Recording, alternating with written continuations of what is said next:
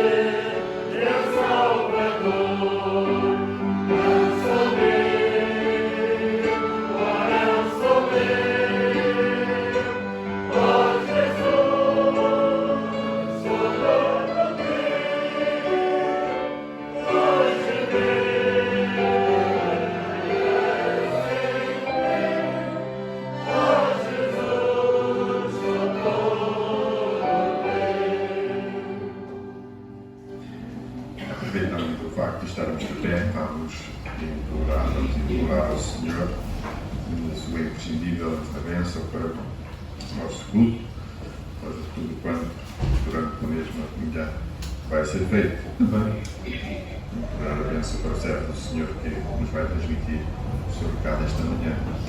Eu pedia ao nosso irmão Vitor a favor de colocar essa bênção maravilhosa, preciosa do Senhor.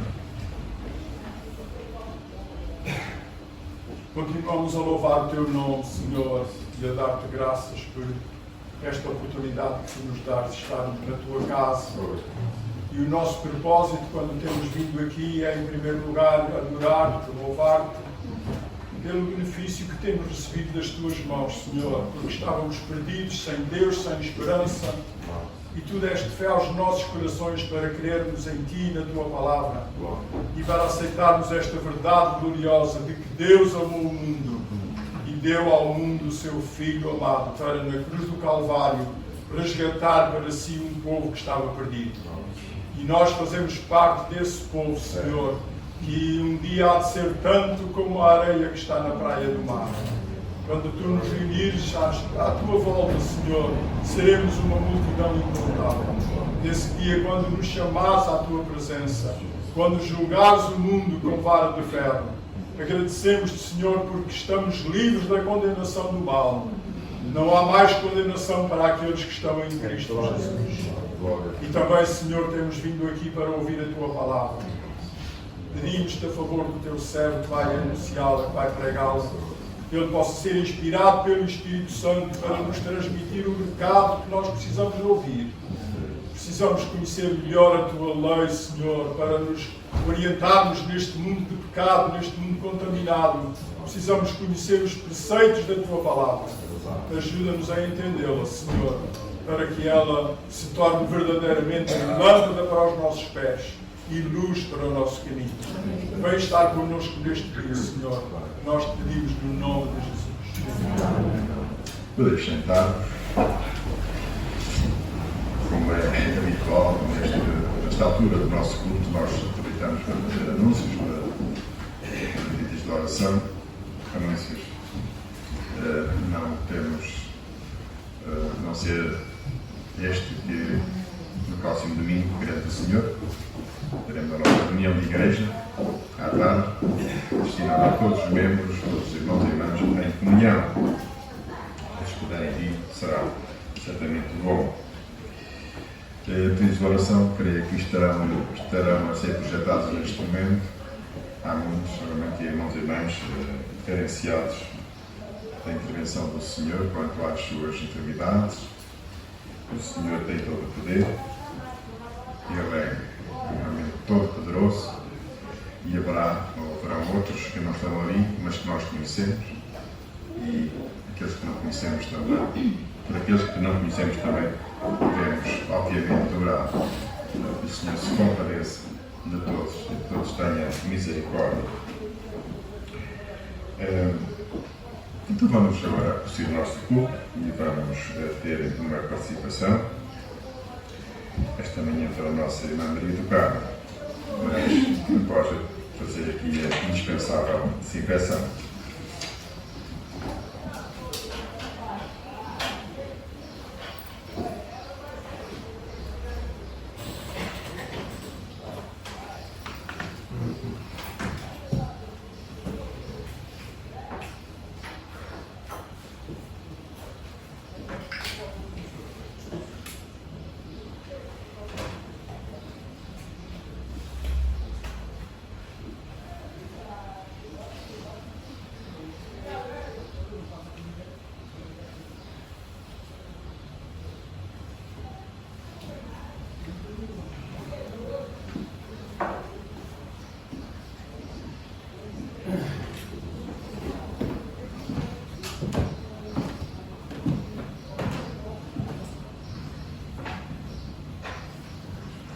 Bom dia, meus irmãos e amigos. Mais uma vez estou aqui a pedir ao nosso irmão, que é um prazer, porque sempre falar do Senhor é especial, não é? Nós, crentes, devemos, quando nos convidam, devemos ter algo para partilhar com os irmãos, com aquilo que também se passa connosco. Então, o que eu vou partilhar com os irmãos é a noite da promessa. O Senhor dá-nos muitas promessas na sua palavra e Ele não é mentiroso. Ele dá as promessas e Ele cumpre. Não é no nosso tempo, mas às vezes é mais depressa, outras vezes não. Mas sempre dá aquilo que Ele promete. E por isso o que eu vou ler hoje, o título é A Noite da Promessa, que é baseado na Bíblia, Gênesis 15, 1 a 5, e aqui está alguns versículos. Veio a palavra do Senhor a Abraão, numa visão, e disse: Não temas, Abraão, eu sou o teu escudo, e o teu galardão será sobremodo grande. Olha para os céus e conta as estrelas, se é que o podes. Ele lhe disse: Será assim a tua posteridade. Ele creu no Senhor e isso lhe foi imputado para a justiça. Deus faz promessas. Não precisa de as fazer. Ele é Deus, pode fazer tudo o que quiser. No entanto, Ele escolheu fazer promessas a homens e mulheres como você e eu. Além de fazer promessas, Ele cumpre-as integralmente na pessoa do Senhor Jesus Cristo. Deus deu-nos a garantia de todas as promessas. Ele é o homem, o sim de cada uma delas. Portanto, quando depender do Senhor, todas as suas promessas serão realizadas mais tarde ou mais cedo. Mais tarde ou mais cedo. Isso pode colocar alguns problemas, levantar algumas questões. Mais tarde, quando? Ele tem todo o poder do mundo, mas eu não. Ele é eterno e eu, bem, o meu caso é um pouco diferente. Todo o ser humano sabe que terá uma eternidade com Deus, um dia. Mas nenhum de nós é eterno como Deus, que sempre existiu, que criou todas as coisas, incluindo o tempo. Não temos problemas como mais cedo, porque se alguma promessa acontece antes do que tínhamos imaginado, e às vezes acontece, não constituiria mais que uma maravilhosa surpresa. O nosso problema está no mais tarde, um dia qualquer, no futuro, daqui a alguns dias, ou meses, ou anos, mais tarde. Abraão recebeu uma promessa extraordinária, que teria lugar um dia. Quando? Mais tarde. Não agora, mais tarde. Nos anos que se seguiram, quantas vezes este homem contemplou as estrelas à noite para alimentar a sua fé? Deus tinha dito que a sua descendência seria numerosa como as estrelas do céu. No entanto, os dias sucediam-se como as pérolas de um colar, cada um mais precioso do que o anterior. Pérolas que às vezes não pareciam pérolas, mas pedras duras, colorosas, que magoavam as mãos e o coração daquele homem. Ele estava numa caminhada em direção ao cumprimento da promessa, mas isso nem sempre lhe parecia muito claro. Essa promessa tardava em chegar. Teria compreendido bem? Teria sido mesmo a voz de Deus que lhe falara naquela noite, cheia de estrelas? E a noite caía com a sua escuridão e o seu manto de dúvidas, perguntas sem resposta, sobre um homem detentor de uma grande promessa que continuava de mãos vazias à espera. Aquela noite tinha mudado aquele homem, a noite da promessa. Deus veio até junto dele, ficou perto, envolveu-o com a sua presença avassaladora, aquela presença que faz um mortal cair de joelhos e perder a noção do tempo, a fluidez das palavras e sentir-se transparente, exposto diante dos olhos do seu Criador. Deus tinha vindo para lhe falar em linguagem humana, para lhe dizer palavras que ele pudesse compreender. Tinha-as dito, lembrava-se de cada uma delas, lembrava-se do som daquela voz, diferente de todas as outras vozes, diferente da voz do seu pensamento, diferente das vozes dos amigos, dos inimigos, dos amados e dos indiferentes. Era uma voz diferente, majestosa, sem apagar o pavio fumegante com o seu sopro, poderosa, sem esmagar a cana ferida da fé de um homem sozinho, numa missão maior do que ele próprio. Quando Satanás fala, não é assim. Ele vem para assustar, roubar a paz, acusar de forma generalizada, sem dar espaço para confissão e arrependimento. Às vezes tenta parecer um cordeiro, mas sempre fala como um dragão. O seu modo de agir denuncia. Tenta enganar, confundir, semear dúvida, a mentira e a sua marca resistada, a opressão e o seu modo operandi. O Senhor não é assim. Quando o Senhor fala connosco, é frequente começar por aquietar o nosso coração. Não temas. E depois, todas as suas palavras são claras. específicas, exatas como uma espada de dois gumes. Tocam somente o que é necessário ser tocado. Se precisamos de correção, Ele corrige com espaço para a confissão, o arrependimento e o perdão imediato. Se precisamos de coragem e ânimo, é isso mesmo que as suas palavras nos vão transmitir. A sua presença é libertadora, traz consolação, paz, serenidade, alegria, renova a fé e a força, transforma pessoas comuns em pessoas incomuns. Quando o Senhor fala à noite, a noite fica cheia de luz, como se o sol brilhasse no seu maior fulgor. O medo desaparece, as dúvidas deixam de ser gigantes e assumem a sua dimensão real. Insignificantes que já não precisam de ser feitas. O coração sossega, a mente descansa, o nosso ser completo para escutar todas as palavras e torna-nos pessoas diferentes. Nessa noite tinha sido fácil para não crer. Nessa noite nenhuma dúvida tinha conseguido manter-se de pé por mais tempo. Todas começaram a ser derrubadas, logo ao soarem as primeiras palavras do Todo-Poderoso. Não temas.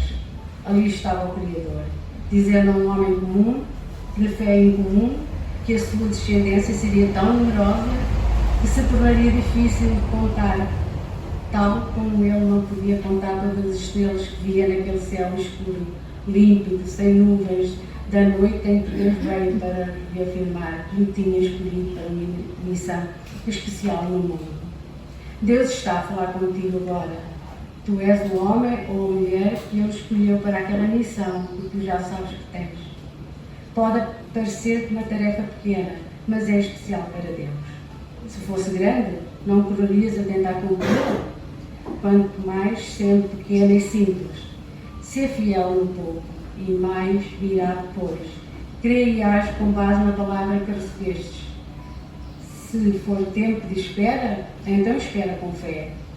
Entretanto, descansa no Senhor, espera nele. Salmo 37:7. E agora diz, falando com Deus. A oração é uma maneira de falarmos com Deus. E assim eu e os nossos irmãos poderão tomar para si também. Amado Deus, enche a minha noite com as tuas estrelas.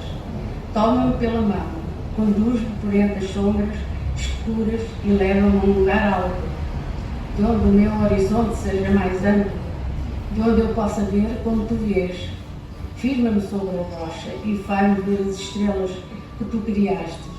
Faz-me ouvir as promessas que tens para mim. Faz-me querer fazer descansar. Faz-me andar pelo caminho que planeaste para a minha vida. Olho para essas promessas. Não posso contá-las todas por serem muitas, tal como as tuas misericórdias que vão chegar pela manhã. Por isso, descanso em ti. Pela fé recebo agora a tua paz. Em nome do Senhor Jesus. Amém.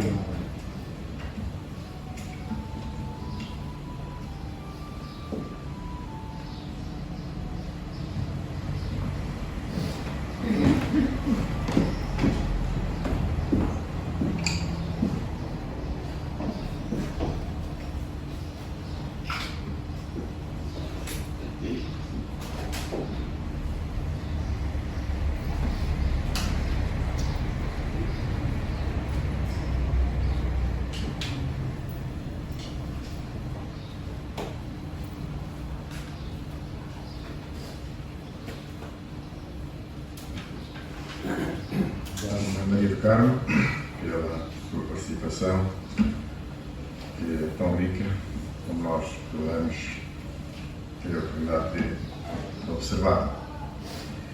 Realmente, o nosso Deus é um Deus que faz promessas, muitas promessas, e cumpre-as. Os homens também fazem muitas promessas. Nós sabemos que isso é verdade.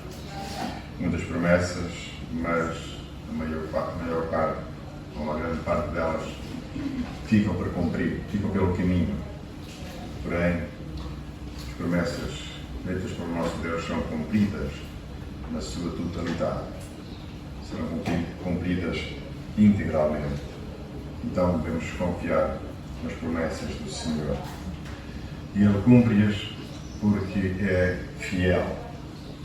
É verdade, é um Deus fiel. E o hino que vamos cantar em seguida é o 469, fala-nos disso mesmo. Tu és fiel, Senhor. Rico em bondade, grandioso em poder. És infalível. Não falha, jamais tens mudado. Como tu eras, sempre és e hás de ser. Vamos cantar de pé, se pudermos, este hino. E enquanto cantamos, nós vamos proceder ao levantamento da nossa coleta para a obra do Senhor.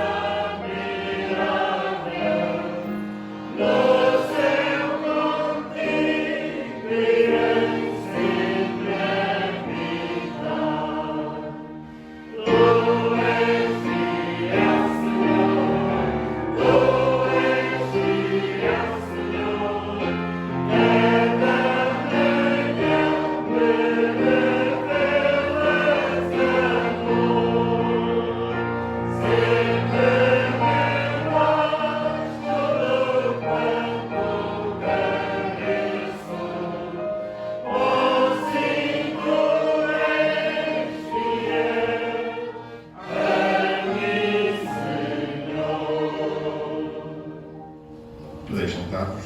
E é chegado o momento de ouvirmos a palavra do Senhor. Este momento vai ser transmitida pelo sucesso do nosso querido irmão Henrique Bom. Isto é sempre aceito o nosso convite, o meu convite. Faz o meu muito obrigado. Não virá fazer aqui a notícia indispensável de desinfecção.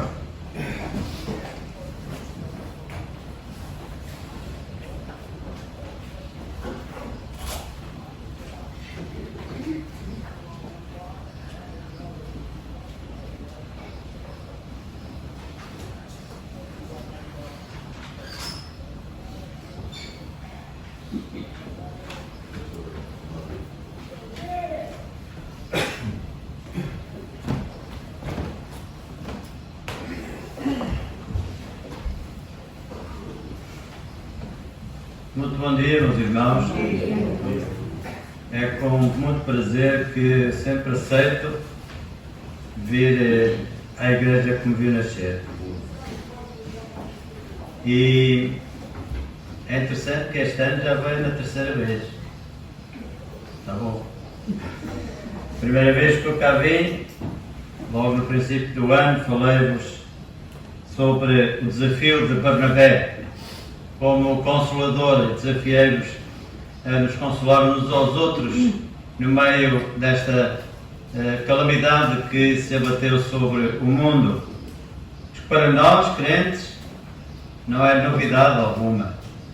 Antes, pelo contrário, nós ainda esperamos, se calhar, coisas bem piores, se o Senhor, entretanto, não nos levar para junto de si.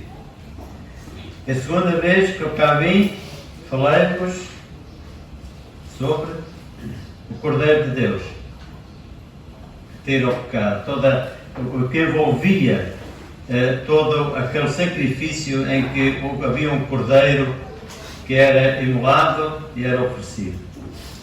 Pois bem, hoje quero falar convosco sobre os últimos 7 versículos do Velho Testamento. Malaquias, e vamos ler os últimos 7 versículos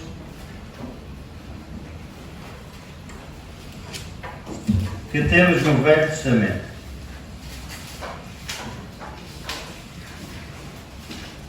Vamos ler um versículo ainda do capítulo 3 e depois vamos ler os últimos 6 versículos. Malaquias foi um profeta.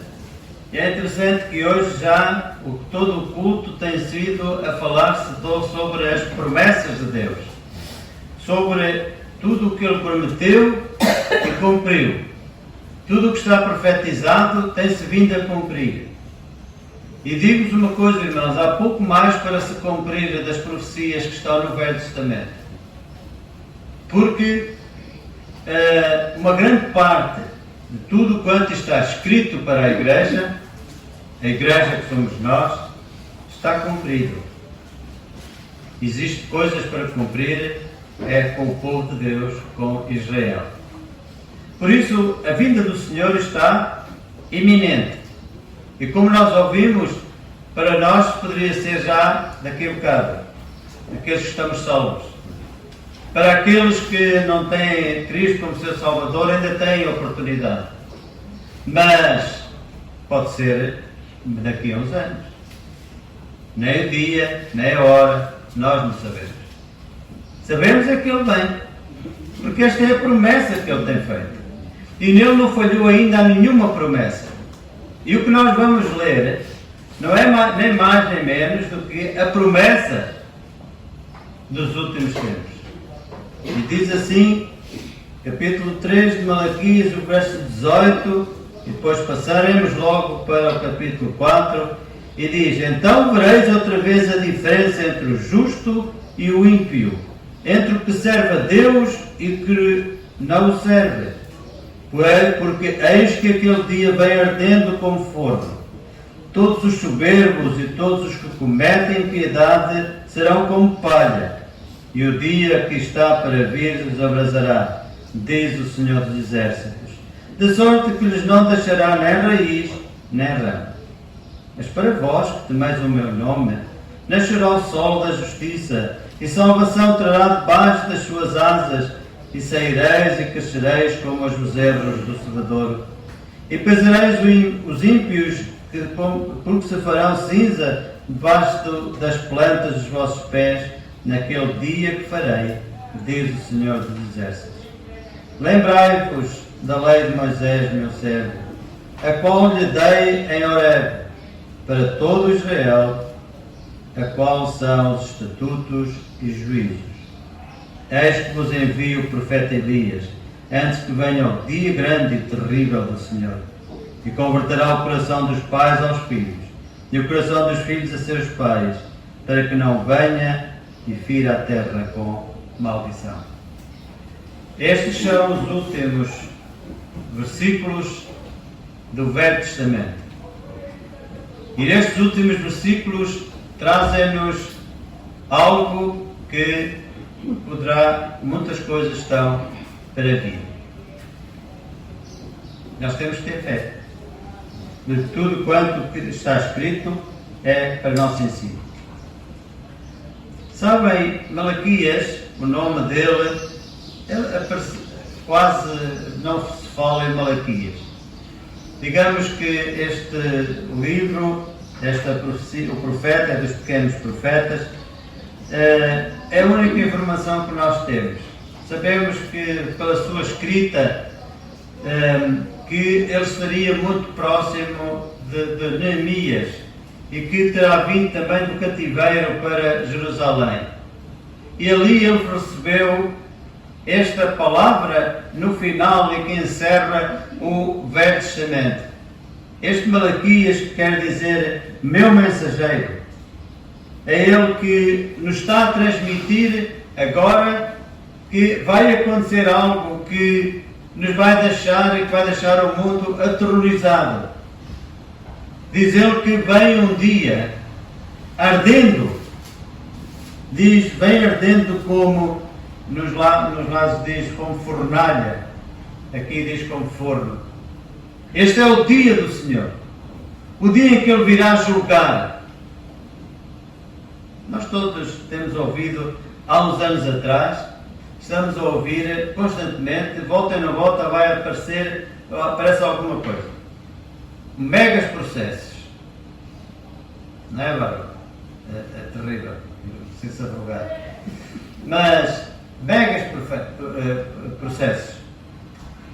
E estamos muito habituados a ouvir uma quantidade enorme de ruídos. Gente que é presa, depois é solta e volta e não volta lá, vai mais um mega processo.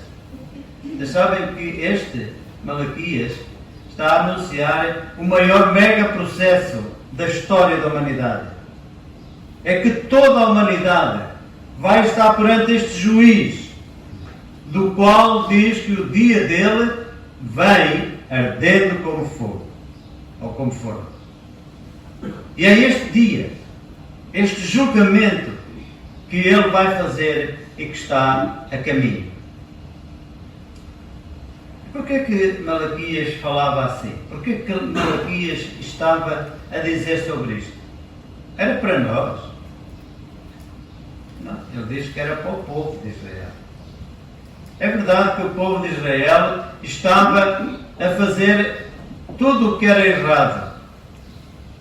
Os seus sacerdotes estavam a levar o povo de Israel a desobedecerem à voz do Senhor. Estavam a dizer-lhes que, olha, isto para o sacrifício, a mesa do Senhor é mais coisa, menos coisa. Podem ser coxos, cegos, os animais todos, podem ser até roubados. E depois entreguem já lá, porque o sacrifício dá para todos. Deus aceita todo o sacrifício, mas não era assim. E Deus teve, através de Malaquias, aqueles irmãos que quiserem ler Malaquias, que não é muito grande, é uma leitura extremamente simples e objetiva, vão ver que eles falavam com o Senhor diz logo no princípio, no verso 2 do capítulo 1, diz que eu vos amei, diz o Senhor, mas vós dizeis, em que nos amaste? Eles estavam a pôr em dúvida o amor de Deus para com eles. Porquê? Porque eles estavam a fazer o que era errado, estavam a fazer o que era, e Deus não falava com eles. Mas aqui em Malaquias, Deus está a fazer as alegações de que é que tinha contra eles. E, noutros lados, se continuarmos a ler, diz, em que desprezamos o teu nome, em que te havemos profanado, quer dizer, apresentavam sacrifícios cheios de defeitos, mas depois dizem, mas nós profanámos em quê? Em que te enfadamos? Em que te roubamos? Em que é que temos falado contra ti? E Deus disse sempre, mostrou-lhes sempre onde é que estava o erro. Mas irmãos, não é isto que nós temos na nossa sociedade hoje. A nossa sociedade hoje vive para si mesma. E depois sabem o que é que ele faz? Quando alguma coisa a gente fala com alguém e lhes diz, olhem que o juízo de Deus vem sobre... Mas o que é que nós temos feito de mal contra Deus? Quantas e quantas pessoas idólatras, tremendamente idólatras, e nós dizemos, cuidado que a idolatria é uma ofensa a Deus. Deus não dá a sua honra nem a sua glória a mais ninguém, nem a outros deuses. E as pessoas dizem, mas foi assim como sempre me criaram. É a tradição, eu vou continuar a ser assim. Não querem saber. Em que é que eles estão a profanar? Se Deus diz que não quer adultério, porque é que eles adulteram? Se Deus não quer idolatria, porque é que eles são idólatras? Se Deus não quer que eles sejam roubadores, e porque é que eles são? No entanto, eles dizem em que é que nós erramos. E hoje em sociedade dizem em que é que nós erramos. Nós temos há um Deus, se há realmente um Deus, para onde é que Ele está, onde é que Ele se movimenta, porque abandonou-nos. Estamos perdidos aqui no meio do universo. Mas não é assim. Vai chegar o dia. Esse dia vem, diz a palavra de Deus, que eis que aquele dia vem, ardendo como fogo. É terrível. Arder como fogo. Durante muitos anos, eu, na minha atividade profissional, estive ao pé de grandes caldeiras, geradoras de vapor, que eram a lenha. Então elas tinham a fornalha. E, meus irmãos, aquilo devorava tudo. Troncos enormes que se mandavam para lá, lenha, tudo o que isso ali era. E eu fartava-me de avisar os fogueiros, cuidado, vocês quando abrirem a fornalha, passem ao largo. Vocês tropeçam em alguma coisa, caem lá, ninguém sabe que vocês existem. Desaparecem. Um forno que arde é terrível, porque queima tudo, dizima tudo. E este dia vem dessa forma. E por isso nós temos aqui agora como que a última audiência. Malaquias está-nos aqui a mostrar como vai ser a última audiência de a humanidade para com o Deus do Universo, o Deus Todo-Poderoso, o nosso Deus. Mas há uma coisa interessante, meus irmãos. Leiam comigo, se faz favor, do verso 17 do capítulo 2. Capítulo 2, o verso 17 de Malaquias, diz assim: enfadais ao Senhor com vossas palavras, e ainda dizeis em que o enfadamos. Agora notem, nisto que dizeis, qualquer que faz o mal passa por bom aos olhos do Senhor, e desses é que Ele se agrada. Onde está o Deus do juízo? Afinal, Deus era injusto. Estava a exigir ao seu povo fidelidade, a cumprirem tudo. Estava-lhes a dizer que eles que desprezavam o seu nome, que eram profanos. E, no entanto, dizem eles que este Deus justo, segundo ele se apresentava, que era um Deus que olhava, se agradava dos que faziam mal, daqueles que os que faziam mal eram bons aos olhos de Deus. Os que faziam mal, Deus também não se importava. Afinal, onde é que estava o Deus do juízo? Estavam a inverter todas as coisas. Deus estava a julgá-los e neste momento são eles que julgam a Deus. São eles que dizem assim: não, Deus, tu és injusto. Deus, tu aceitas a imoralidade, portanto és um imoral. Tu estás do lado deles, tu és omisso. Estavam a acusar Deus. Repararam nisso? E hoje, meus irmãos, inclusive no meio evangélico, não estou a dizer que seja aqui, nem que seja dentro da das nossas assembleias, né, de outras mais, mas há muitas ainda, infelizmente, que colocam em dúvida tudo quanto está, ou muitas coisas estão escritas na Palavra de Deus, no Velho Testamento, para se justificarem determinadas atitudes, para poderem fazer determinadas coisas. Eles fazem uma omissão, como que Deus está omisso, Deus não está presente, Deus não quer saber dessas coisas para nada, então nós podemos ultrapassar por cima e fazer o que é errado, porque Deus não se importa. Que erro enorme! Que erro enorme! E por isso nós temos aqui que esta audiência diz que o dia vem, e este dia será inesperado, repentino. O Senhor Jesus falou em parábolas quando dizia naquelas 10 virgens, ao meia-noite diz, eis que vem o noivo, foi de repente. Ninguém estava à espera, e ninguém vai estar à espera deste dia, mas ele veio. Também é um dia que é fatal, ele é inevitável, e ninguém vai escapar a este dia, ninguém.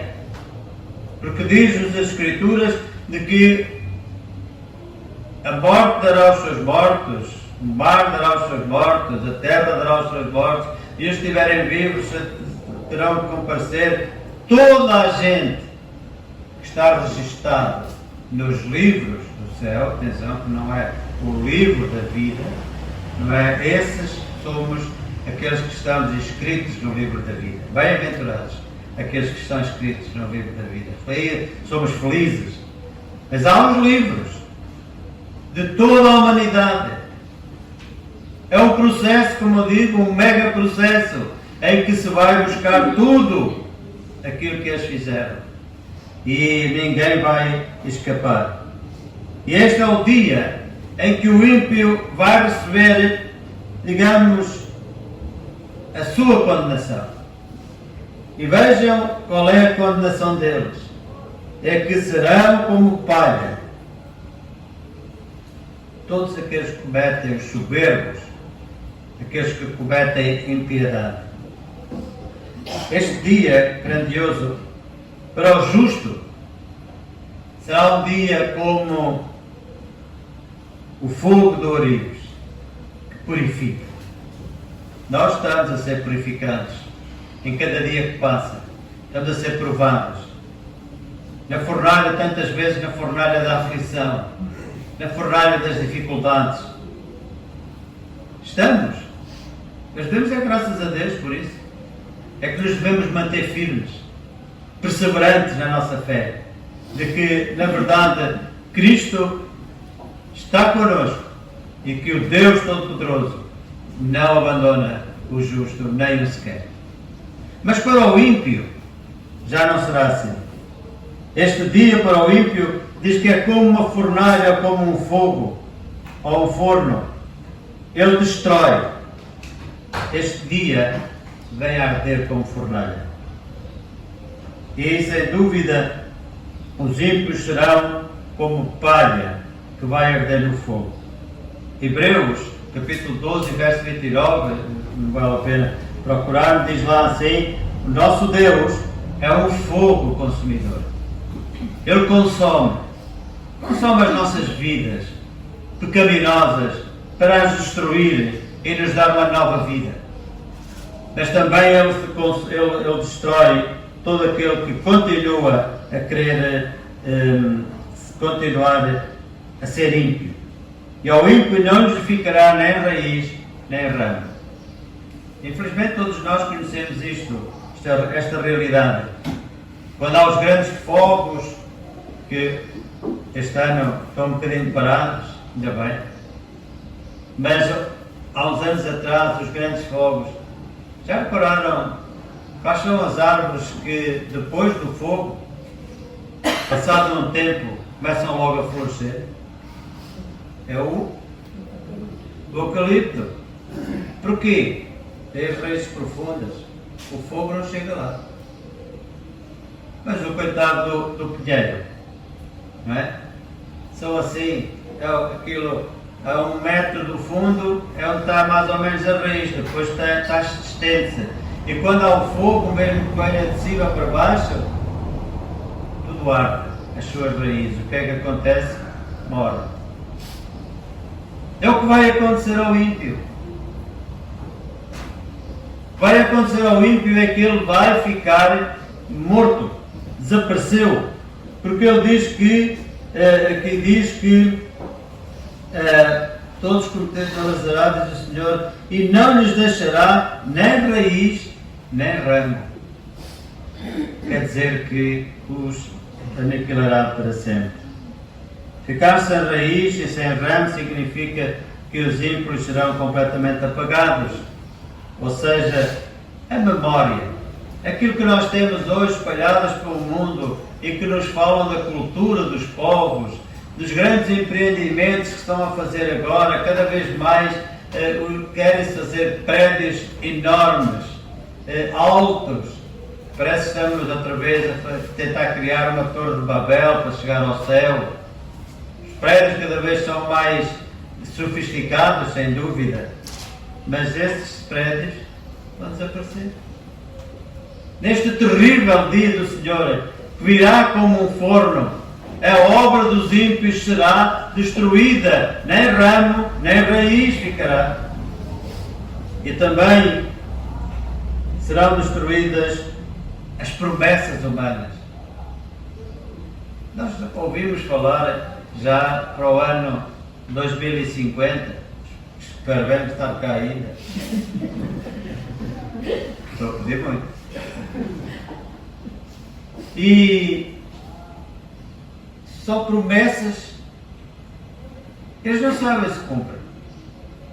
Já falharam a promessa do 2020.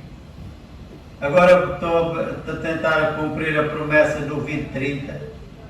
E já vamos nos 2050. E é isto que o homem faz. É o futuro. As promessas. Mas quando o Senhor vier, não sabemos se é antes de 2050. Seria bom que sim. Coitados, os irmãos, os jovens que ainda não são casados, tenham paciência. Não é? Mas a vida é assim. Um dia o Senhor virá e levará os mais velhos e os mais novos. Iremos todos para a glória viver com o Senhor. E isso é o que nos importa. Bem importa na nossa vida de crentes no Senhor Jesus. É estar com Ele por toda a eternidade. Mas, voltando ao nosso texto, é que este dia será para o ímpio terrível.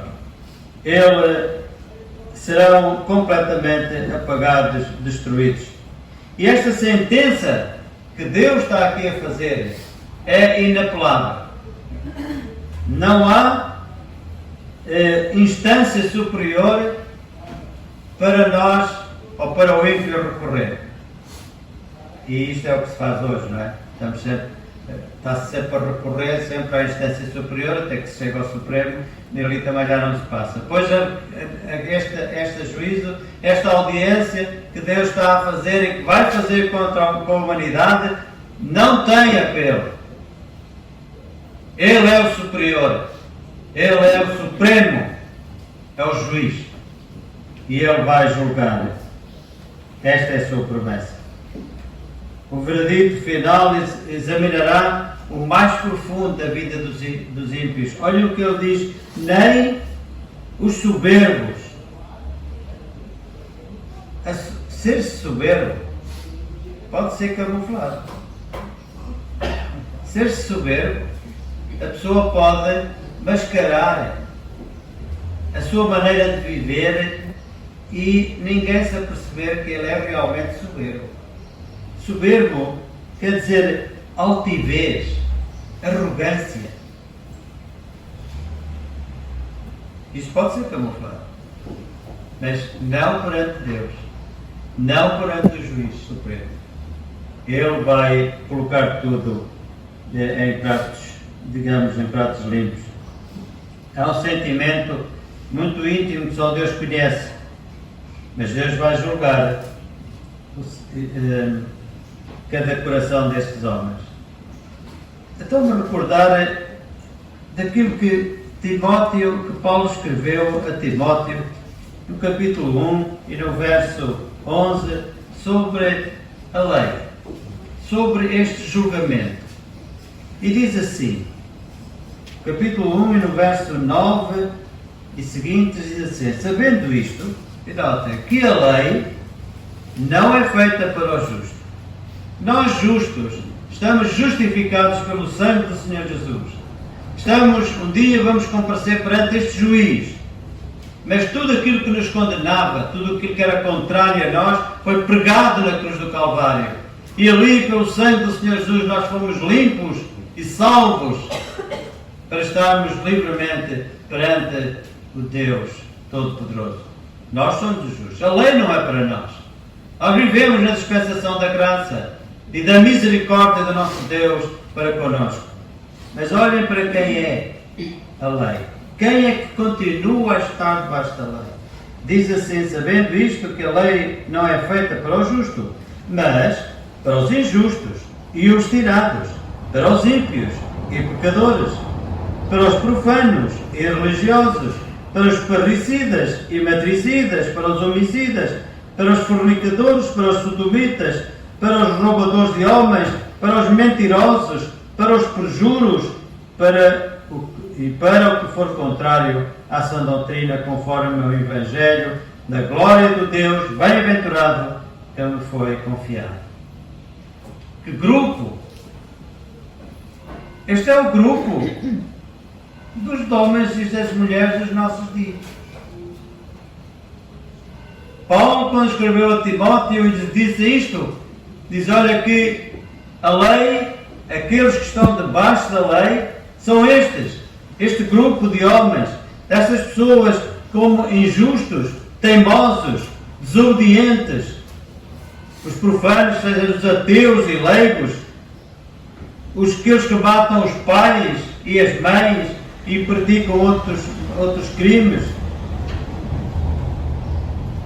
sodomitas, que hoje tanta guerra se está a fazer por causa do ensino, no ensino e uma Europa inteira contra a Hungria, que fez uma lei que marginaliza e não permite muitas coisas que são vergonha aos olhos de Deus.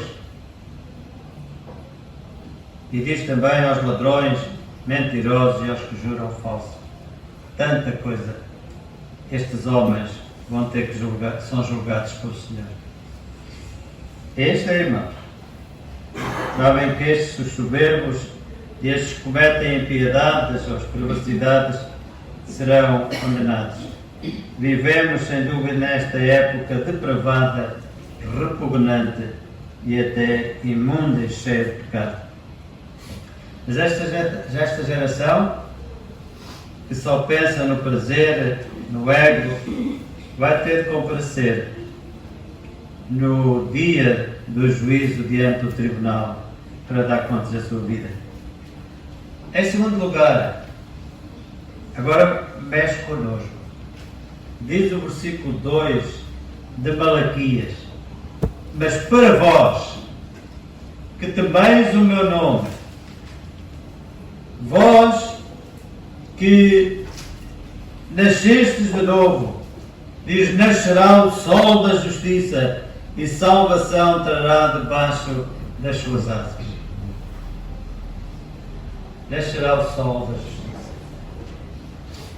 Sabem que o verso também termina com esta promessa para os justos. Cerca de 400 anos depois, nasceu o Senhor Jesus. Debaixo das suas asas, Ele trouxe salvação. Debaixo das suas mãos, Ele trouxe salvação a cada um de nós. E Ele é o quê? O sol da justiça. Não se encontra em parte nenhuma que Ele tenha sido injusto alguma vez. Ele era, sem dúvida, justo. E diz-nos em Apocalipse que um dia nós vamos viver debaixo deste sol da justiça. Quando ali encontramos o Senhor dizer que quando nós estivermos com Ele na glória, já não haverá noite, nem dia, nem sol, nem lua, porque ali tudo será claro o dia. Porquê? Porque nós viveremos debaixo do sol, que é o nosso Deus. É Ele que nos vai iluminar. E é Ele que hoje mesmo já pode iluminar a nossa alma. Nós não estamos em trevas, mas o sol da justiça está a brilhar em cada um de nós. E é por isso que este dia é a recompensa do justo. Trará luz da vida para os justos. E a maior recompensa que o justo tem é o que é, irmãos? O próprio Deus. Qual é a nossa melhor prenda? É vivermos com o Senhor eternamente. Não pensarmos que tudo isto que nós passamos aqui no mundo acabou, desapareceu, nem ramo, nem raiz, nada. Mas viveremos, ao qual somos, transformados. Tudo o que é corruptível, transformado em incorruptível. Tudo o que é carnal, transformado em glorioso.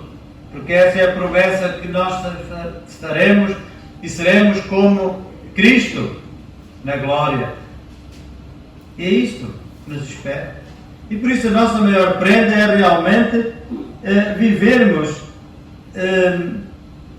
com esta recompensa, esta graça de termos Cristo como o nosso sol de justiça. O Salmo 84, no versículo 11, diz que Deus é o sol e escudo. É um sol e escudo. E Deus é o nosso sol e o nosso escudo. Em Isaías diz-nos que o Senhor será a tua luz perpétua. Jesus é a nossa luz perpétua. Ele estará sempre e está sempre connosco. Trevas e medo nunca mais estarão presentes. E nós, sem dúvida, o pecado não mais nos afligirá, porque ele vem como o sol da justiça. Brilharemos como o sol no firmamento e seremos como ele é. Que bênção, irmãos! Que bênção o mundo teria se todos nós brilhássemos para o mundo. Se todos nós refletíssemos e cobríssemos aqueles que nos rodeiam, seja no trabalho, seja nos vizinhos, seja em onde quer que fosse, que eles vissem não uma auréola de santidade, que às vezes poderia ser falsa, mas um brilho total da nossa vida. Nós hoje estamos a viver dias em que a palavra de Deus é menosprezada. Há dias eu estava a lembrar de algo que era quando eu era mais pequeno e vinha para aqui, eu cruzava-me tantas vezes, não só eu que trazia a minha Bíblia debaixo do braço, mas cruzava-me com tantos irmãos, tantas pessoas, tantos jovens, todos de Bíblia debaixo do braço. Hoje, quando eu vim para aqui, também encontrei poucas pessoas, é verdade. Não é? Mas acho que só eu que trazia a Bíblia, à vista. A minha mulher trazia, mas era na carteira. Mas antigamente não era assim. Não era assim, irmão Vitor? Recorda-se disso? Havia a Bíblia. Trazíamos. As pessoas diziam, não vai o protestante. Porquê? Porque os católicos não usavam a Bíblia. Não é? Podiam levar muitas vezes a comissão. Mas não levavam nada disto. E hoje estamos, a palavra de Deus está em desuso. Então, se nós queremos atingir pessoas, seja pelo brilho da nossa vida, pela sinceridade. E era isto que Malaquias estava, ou Deus, através de Malaquias, estava a condenar os sacerdotes. Porque os sacerdotes estavam a levar as pessoas ao pecado. Oh, que infelicidade! Nos nossos dias existe o mesmo. Tantos e tantos sacerdotes que estão a levar as pessoas à idolatria, que estão a levar as pessoas a que pequem hoje venha cá, eu dou-lhe a absolvição. Que direito têm eles de dar uma absolvição? Não há. Deus vai julgá-los severamente. Que nós possamos ser realmente sol de justiça, refletindo aquele que implantou em nós este sol, este brilho. Meus irmãos,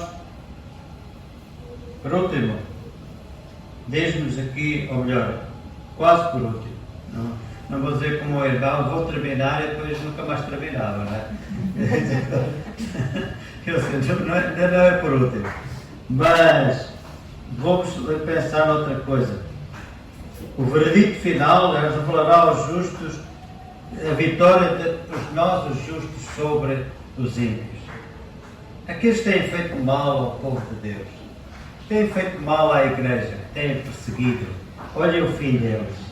E pisareis os ímpios, porque se farão cinza debaixo da planta dos vossos pés, naquele dia que farei. Nós vamos pisá-los. As suas cinzas.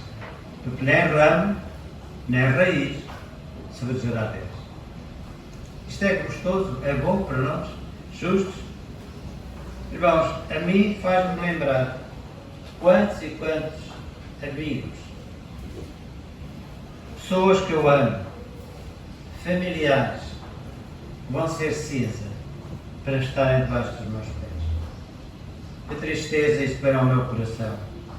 E por isso eu digo que antes que venha este terrível dia do Senhor, nós devemos fazer, e eu devo fazer, com que essas pessoas aceitem Cristo como seu Salvador, para que não sejam mais ímpios, mas passem a ser justos, para que não estejam debaixo da lei, mas debaixo da graça, e para que possam viver eternamente junto com Deus.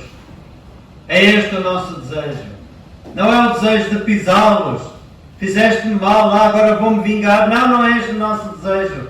Que o nosso desejo seja alcançá-los com amor, para que eles não sejam cinza, e dizer-lhes que se eles não sentarem em Cristo como seu único e verdadeiro Salvador, vão ser cinza e vão ser pisados. E isso magoa o nosso coração. Agora sim, irmãos, o final. No final nós encontramos os 3 últimos versículos que nos falam sobre a lei, sobre a vinda do Senhor, e nos falam do envio do profeta Elias. O Senhor Jesus diz que antes que venha, ele não viria antes que viesse o profeta Elias.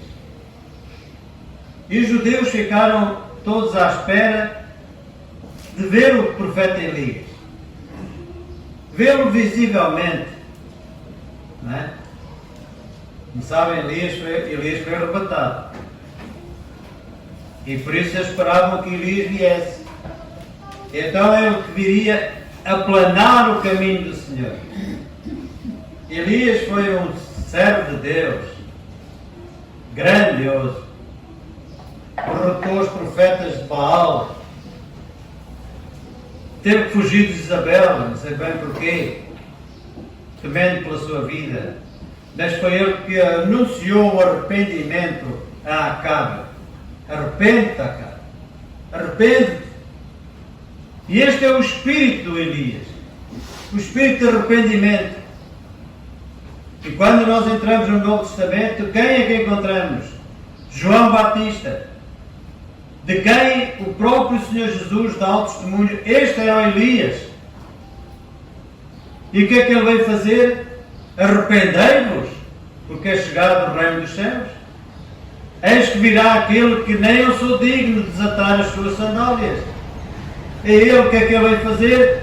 Aplanar o caminho, anunciar o arrependimento. Os Elias dos nossos dias são aqueles que anunciam o arrependimento às almas. Arrependam-se.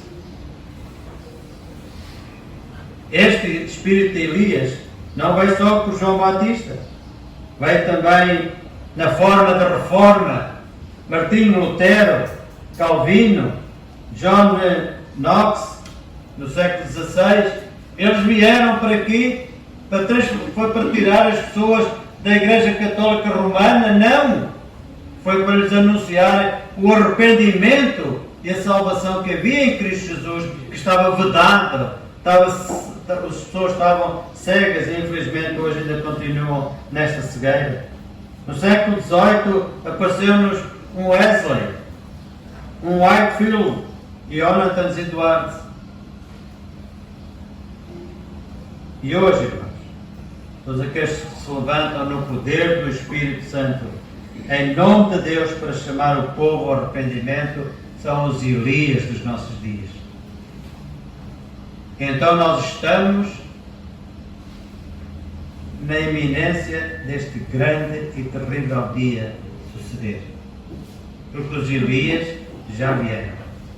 Os Elias estão nos nossos dias também. E esta é uma ligação, sem dúvida, entre a primeira vinda do Senhor, que é ali que começa os últimos dias, até à sua segunda vinda. Não sabemos quando é, como eu disse há pouco, mas sabemos que esse tempo chegou em Cristo e avança para o grande e terrível dia do Senhor. Mesmo nós no último versículo, vemos aqui que antes que venha o grande e terrível dia do Senhor, diz que converterá o coração dos pais aos filhos e o coração dos filhos a seus pais. Fala-nos de família. A família. A família que o inimigo tem tentado destruir ao longo dos anos. Hoje nós temos famílias desfeitas, famílias unidas, mas que no momento vivem só debaixo do mesmo teto, mas nem se comunicam uns com os outros. Às vezes os pais não sabem dos filhos, os filhos não sabem dos pais. É uma geração confusa aquela que vemos, porque a família é a coisa mais importante. E Deus, quando disse ao homem, quando estabeleceu o casamento, disse: será o homem, seu pai, sua mãe, juntar-se-á à sua mulher e serão ambos uma só carne. Isto quer dizer que toda a sua descendência que vem daquele amor é para a glória do Senhor. E hoje o que é que nós encontramos? Há dias até fiquei um bocado assim atrapalhado, porque alguém estava a dizer que, bom, então o senhor está, qual é a vossa relação? Nós estamos juntos. Nós estamos juntos. Mas juntos, sim, não temos no papel, mas estamos juntos. Estamos juntos. E vivem debaixo do mesmo tempo. Não, eu vivo em casa do meu pai, ela em casa dele, mas depois juntamos de vez em quando. Isto é nova família. Isto é novas relações. Não é isto que Deus queria aqui dizer. Não é isto que Malaquias estava aqui a dizer, que nos últimos tempos, naquele tempo antes deste grande e terrível dia do Senhor, que ia acontecer este problema nas famílias. E o que é que quer dizer isto dos pais convertidos aos filhos? Alguma vez pensar? Vamos dar algumas dicas. Os pais que se convertem aos filhos ensinam os filhos no caminho em que devem andar. Criam os filhos na disciplina e a demonstração do louvor ao do Senhor. Não provocam os filhos à ira. Infelizmente, hoje nós encontramos tantos pais a provocarem os filhos à ira. Amam os filhos incondicionalmente. Temperam a disciplina que dão aos filhos com encorajamento.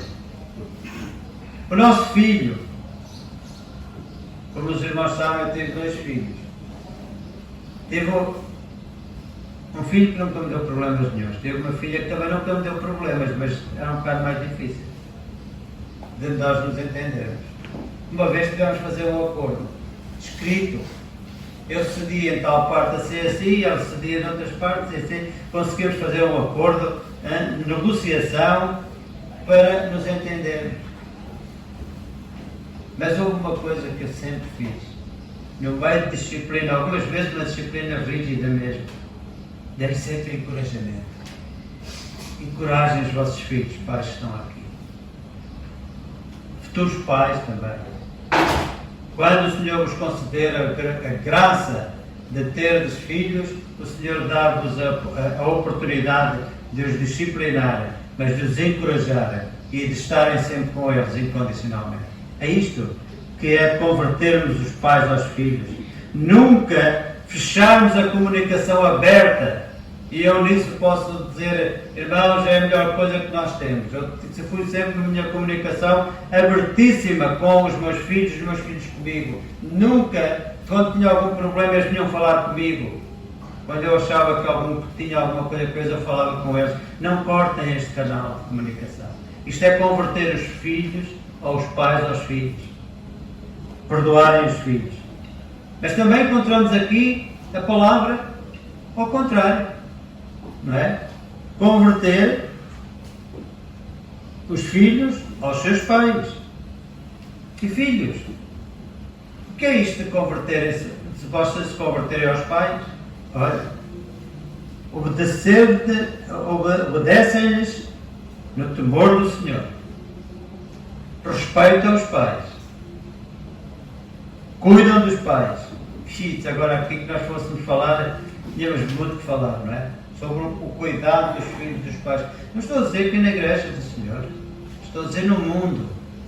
Quantos pais levam os filhos para os hospitais, os filhos levam os pais para os hospitais e depois deixam-nos lá ficar e passam a ser habitantes ou moradores dos hospitais, porque os filhos nunca mais querem saber deles.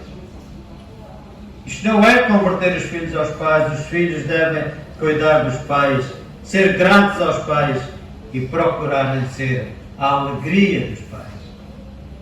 Que graça tão grande quando temos um filho que é realmente a nossa alegria.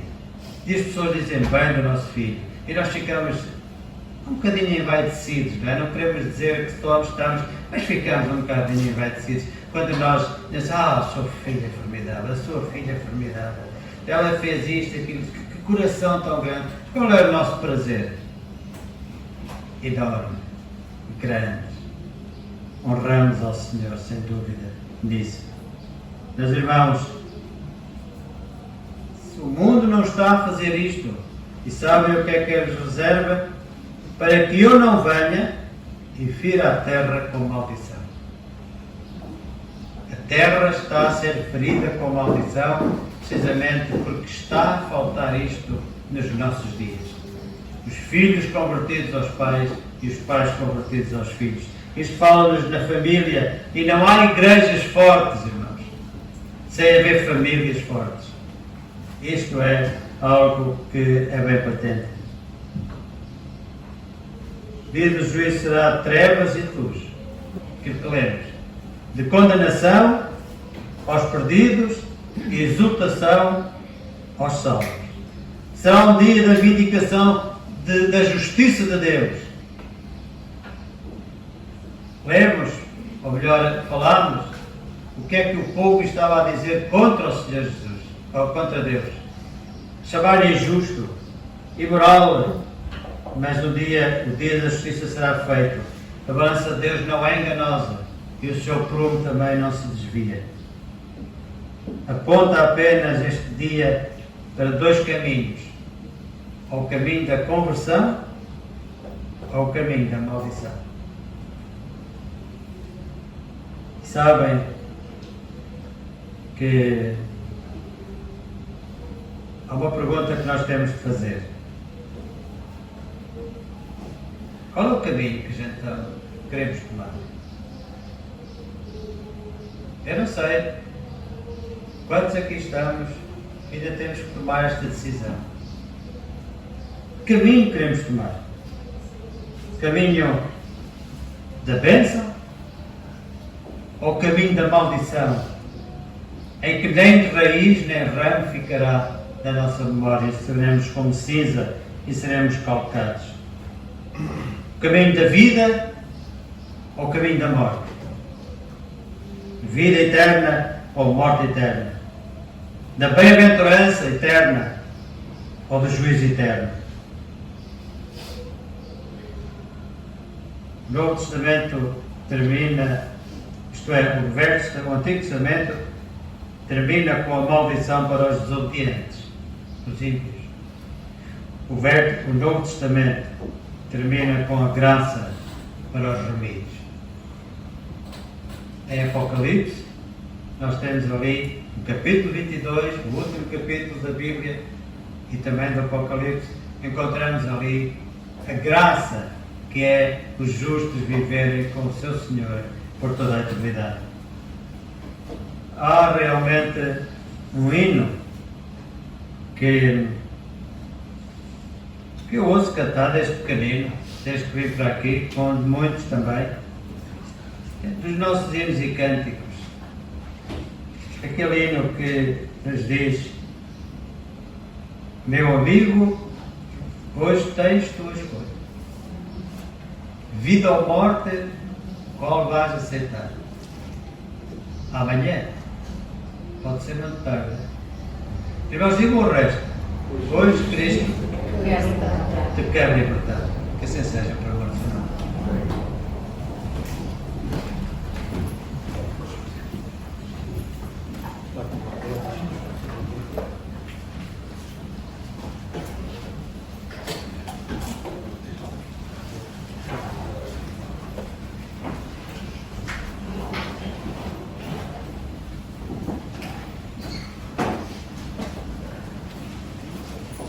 Graças ao Senhor pela sua palavra, pela meditação da mesma. Obrigado, meu amigo, pela palavra que o Senhor confiou para nos entregar esta manhã. Temos assim chegado ao final do nosso culto. Vamos concluir com uma oração, como é habitual. Agradecemos a vista ao Senhor. Vamos ficar de pé. Desejo a todos os chamados irmãos e irmãs um muito bom dia, bem como uma semana muito abençoada. Oremos então ao Senhor, antes de sairmos da sua presença, da sua casa. E é só, irmãos e irmãos. Podem todos, por favor, com o coração. Senhor nosso Deus, agradecemos a nossa oportunidade. Podemos estar felices aqui pela tua graça, pela tua graça e pela tua vida. Te agradecemos, Senhor, pela tua palavra que és esta manhã. E ela, Senhor, penetra bem fundo dos nossos corações e nos faça refletir, de facto, naquilo que temos feito na nossa vida. Precisamos, Senhor, estar do teu lado, do que quem está contra ti, não terá ajuda-nos, Senhor, a permanecer nos teus caminhos e a pôr a tua palavra em prática na nossa vida, no dia a dia, para que também possamos contagiar aqueles que nos rodeiam. Possamos, Senhor, mostrar aquilo que tens feito em cada um de nós. E possamos um dia, Senhor, estar contigo para todo sempre. Sabemos, Senhor, que tu virás. Nós sabemos isso, Senhor, mas ajuda-nos também a estarmos preparados. Podemos também ser surpreendidos, como foram aquelas virgens. Ajuda-nos, Senhor, a não esquecer disto e a pôr em prática na nossa vida cada dia. Abençoa aqueles irmãos que estão connosco neste dia e também aqueles que nos faltam, Senhor. Ajuda-nos para que sejam ricamente abençoados como nós somos, Senhor. E pedimos e agradecemos tudo para a honra e glória do Santo e Bendito Nome. Amém.